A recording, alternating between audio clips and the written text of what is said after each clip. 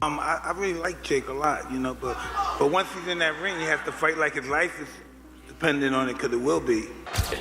When in your career are you going to actually fight a contender in your weight class and not do gimmick fights? I mean, the skill level alone, now of course, there is a size difference, a height difference and all that, but he's just gonna struggle so much landing a shot.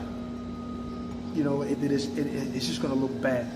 In a shocking turn of events, boxing legend Mike Tyson made a surprise appearance at the Jake Paul vs. Gervonta Davis press conference, sending shockwaves through the room with a fiery warning to the YouTuber turned boxer. Tyson didn't mince words as he cautioned Jake Paul to fight like your life depends on it, making it clear that facing a ruthless fighter like Davis is no game. If you saw Jake Paul's fat body videos, and if you think he's taking his training seriously for you. Listen, I think he's taking it very, very seriously because his health depends on it. And yeah, he's nobody I'm not looking past him. I'm taking him lightly at all. The Jake Paul vs. Tank Davis fight has become more than a spectacle. The bout is officially deemed an exhibition, a designation driven largely by concern over the massive weight and size difference between the two. The Florida Athletic Commission, for instance, would not sanction it as a pro bout given the disparity.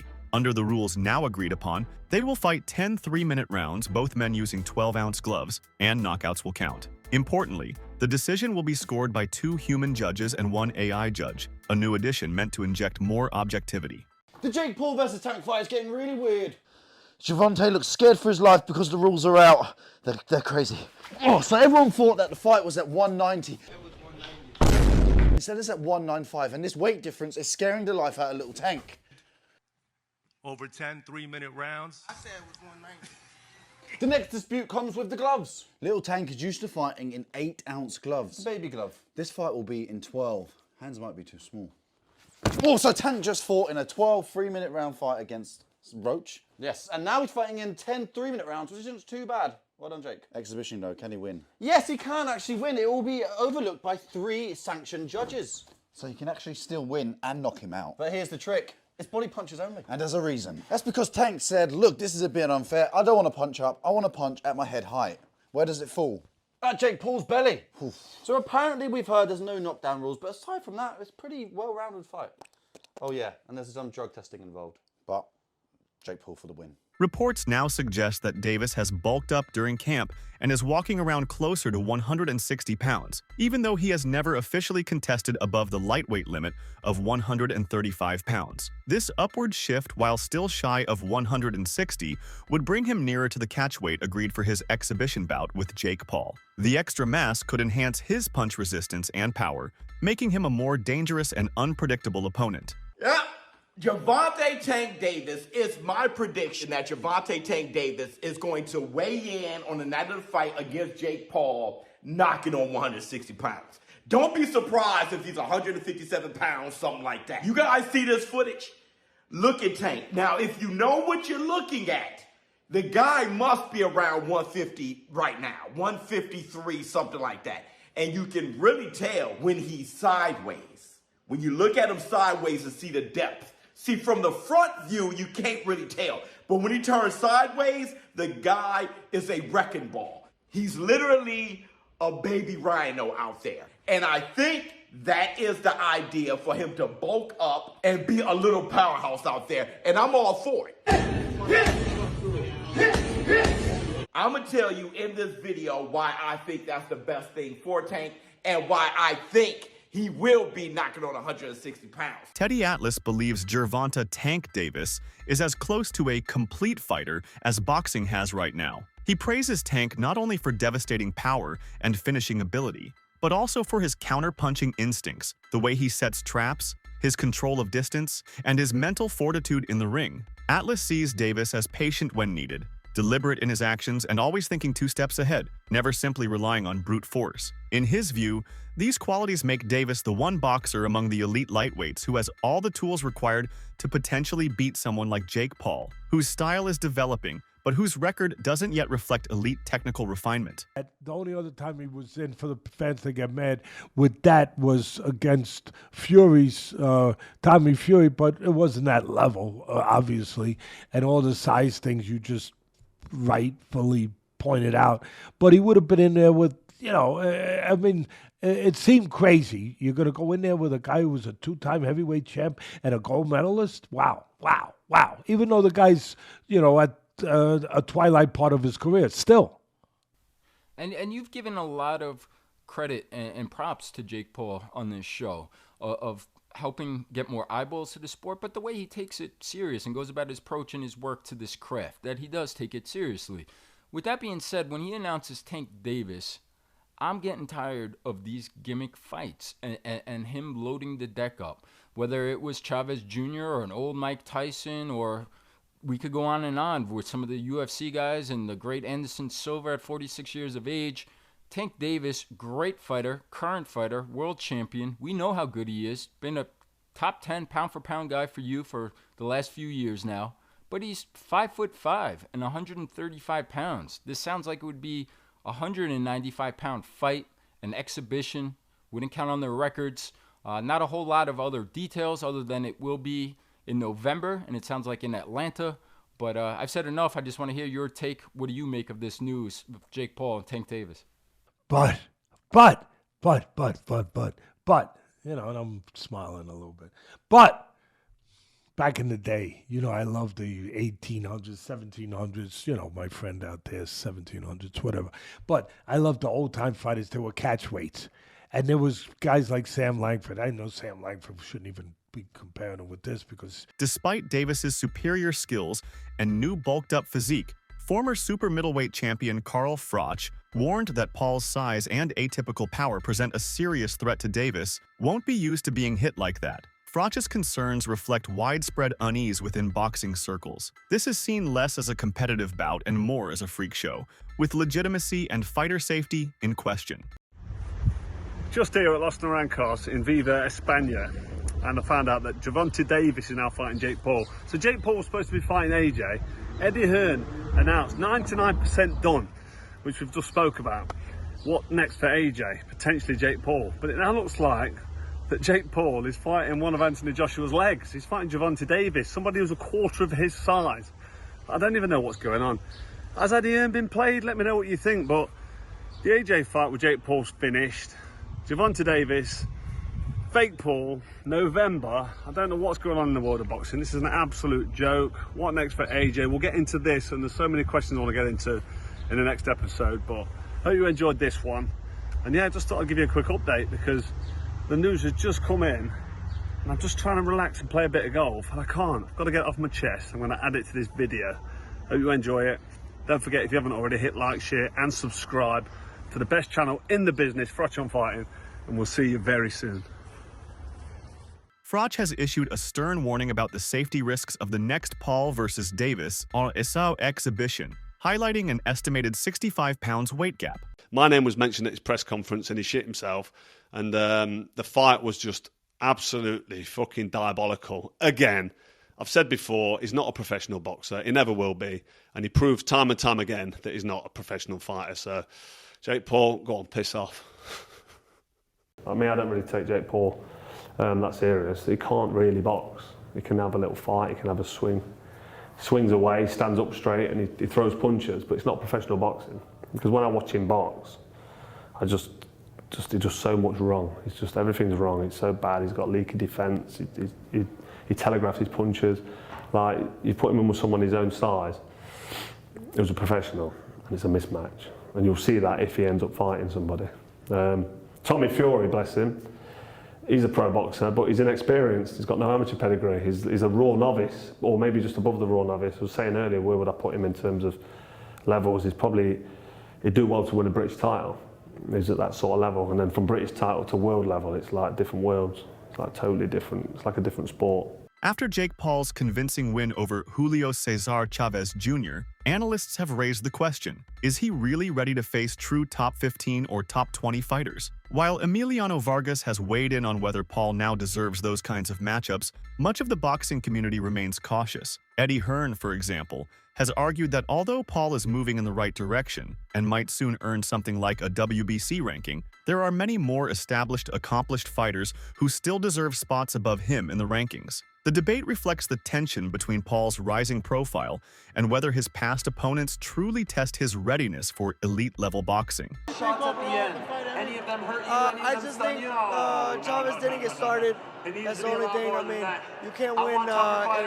I want to be world champion. Zerto looks slow as shit tonight. You can't win if you don't throw, you know? So it was kind of like the Ryan Garcia Rollies thing. You know, Rollies didn't, I mean, Ryan really didn't get started, so, you know. What do you think about how Jake looked and then fought? I mean, you know what?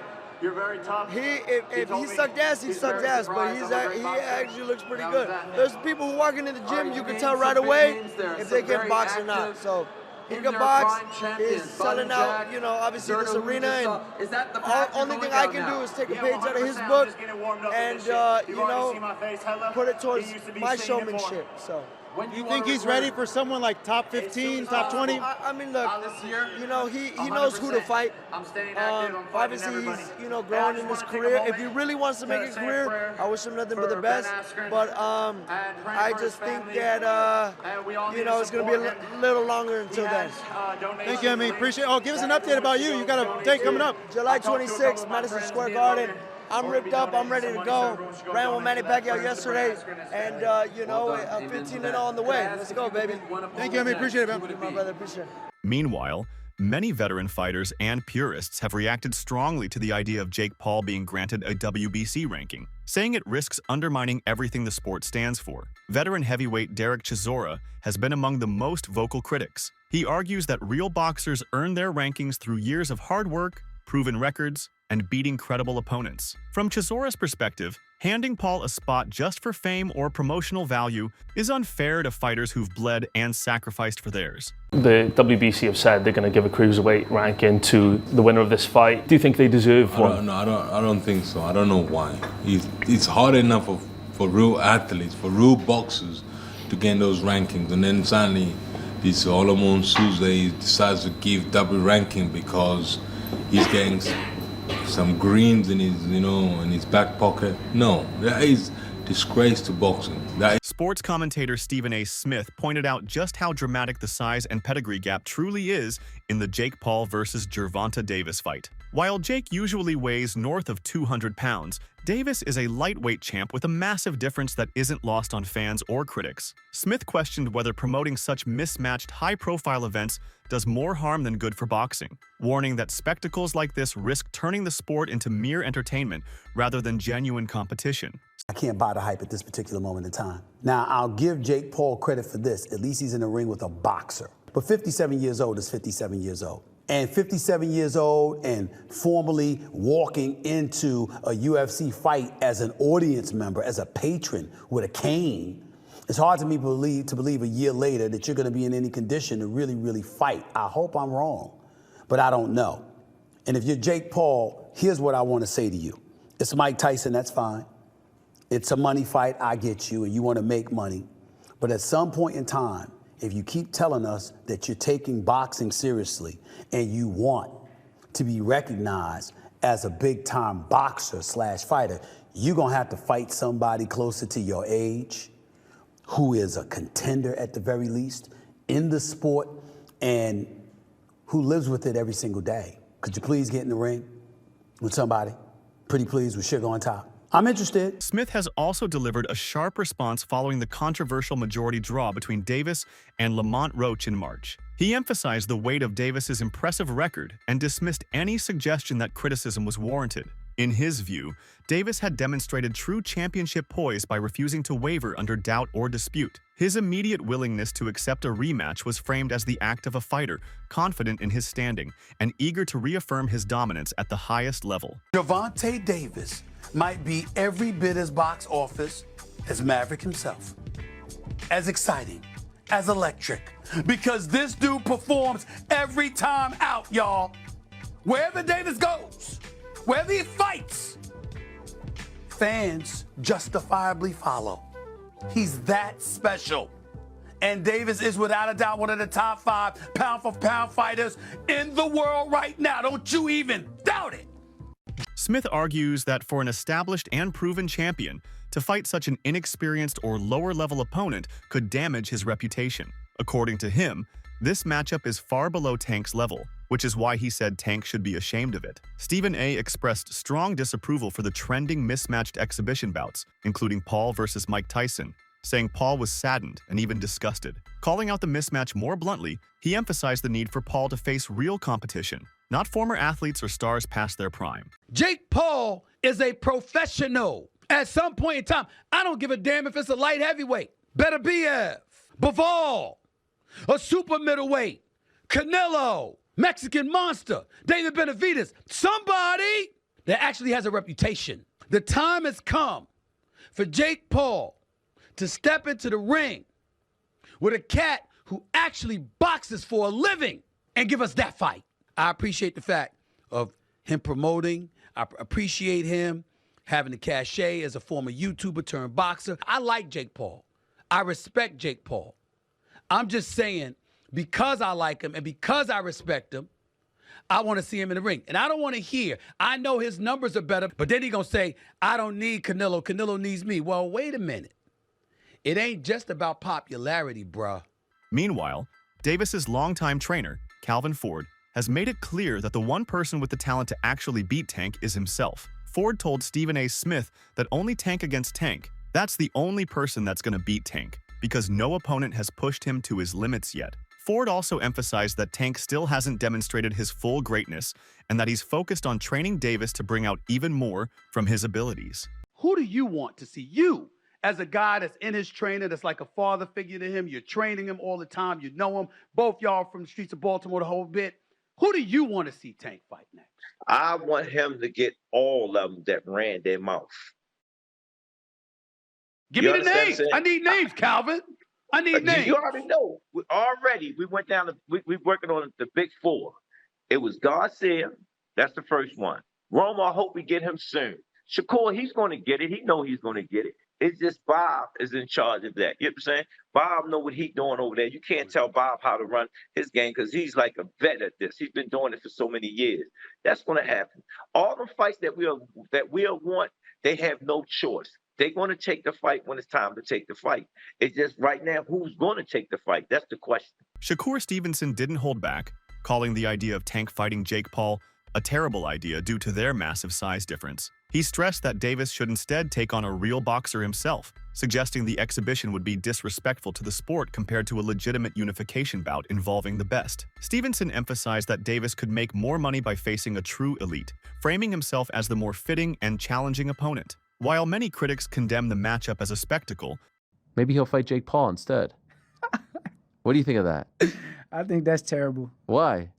I mean, I get it, because at the end of the day, it's the money business, and you want to make the most money, but from what I'm hearing, he can make more money in a fight with me, and if that's the case, why not fight me? Sure. Do you think he beats Jake Paul?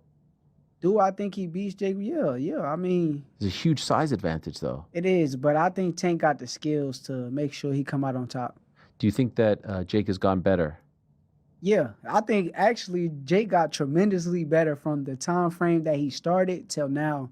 And in the right situation, I also could see him become a world champion. Really? Yeah. Joe Budden argues that Tank's decision to take it is entirely logical and financially savvy. He sees it as a smart business move. In his view, if a fighter can capitalize on the moment, why not? After all, Budden suggests, boxing has always had a financial side, and Tank is simply playing the game well. Joe Budden raised questions after seeing Lamont Roach's Instagram, where Roach hinted there was a clause in Jake Paul's contract forcing a rematch. Budden speculates Netflix may have paid for that clause to be dropped so the highly anticipated Paul Davis fight, rumored to be worth $100 million, could proceed. He argues that if Roach believed that the clause was critical, then this new arrangement means he fought essentially for free. However, if Jake Paul is going to survive this, he'll have to heed Tyson's warning and battle, like more than just a celebrity. As for Davis, he's entering unknown territory. Can he impose his skill and heart on a much bigger opponent? Quite surprised because it sounded like Jake Paul and Joshua was getting closer and closer for January.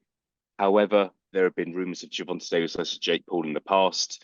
I think with Gervonta Davis, there's kind of legal problems in the last month or so and rumours about his retirement. I don't think it's a massive shock that he is taking this Jake Paul fight if it is going to go ahead, purely for the reason that it's a lot of money for maybe not the most difficult job that he's going to have in his career. So it's a strange one, but yeah, it's just another kind of day in the sport, really, isn't it? Yeah. Will Paul's hype hold up in the ring, or will Davis's skill and experience expose him? Drop your thoughts below.